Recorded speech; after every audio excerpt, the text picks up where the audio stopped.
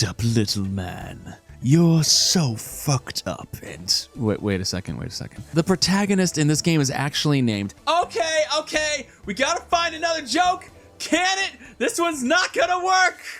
I've never played a FromSoft first-person dungeon crawler, so of course I started with the weird cousin release. Unlike Kingsfield, Shadow Tower, or even Echo Knight, Eternal Ring is a standalone release that was never expanded upon. This time around, the gimmick is all about magic. Stamina bar? Nah, magic cooldown bar. This ain't Dark Souls, kiddo. Anyways, Eternal Ring has an elaborate system for making magic rings. This isn't the type of game to give you a bunch of weapons or equipment. The rings are the main focus here. You have 5 spell rings, rings that actually cast a thing in the game, and then 5 attribute rings, rings that are like passive buffs, so to speak. The actual creation of these rings is where shit gets a little wild. Next to most save points is a portal to this magic dude. Here you can combine up to 6 magic gems, of which there are 6 elements and multiple levels of power, to create a ring. Creating an attribute ring just requires any 6 gems, but creating a spell ring requires a proper noun, ring of magic, for the gems to be grafted onto. If you don't have any spare rings of magic, you can also take an existing spell ring and just rewrite over it with a new spell as well. Now, unless you're like me and have a physical of this game with the manual, the art of ring creation is going to feel like an alien language. Basically, for spell rings, what you put on the left 3 slots will determine the elements at play, and what you put on the right 3 slots will determine if it's an offensive or support spell. And the combined level of all gems used will determine what tier of spell it is. There's nothing in the game that explains this, and even with that knowledge, ring creation feels like arcane guesswork. Which is kinda cool! There's something so mysterious about trying to create rings that it works out for me.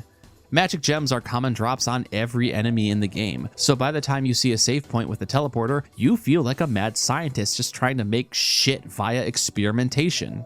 Because this ring creation is such a load-bearing aspect on the game, it drastically shifts the item economy towards it. As mentioned, you are constantly picking up gems from dispatched baddies, but also anytime you see a treasure chest, it's like an 80% chance that you're getting a ring of magic.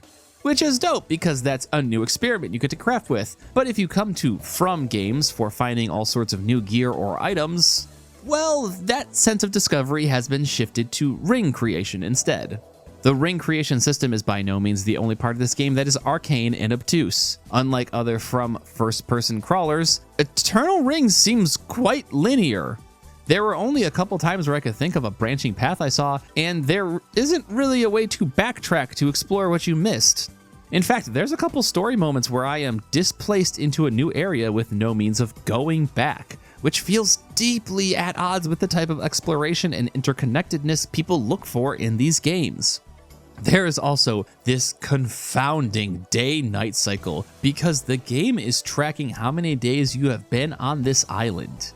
This is easily one of the most banana-ass mechanics I've encountered because it will change the lighting in the area. This is not restricted to outdoor zones. I had to go through the river of lava during nighttime, and even in the depths of this fucking cavern, the night cycle made everything darker. It's one of the most insane things I've ever played. I had to use lava and ceilings and certain walls to try and figure out where I was going because it was so dark I could barely see. There is no mapping function or lighting effects for this game either. You aren't getting any help with this shit.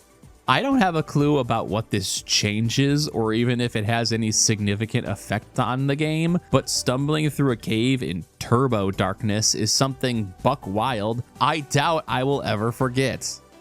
This game wasn't exactly good.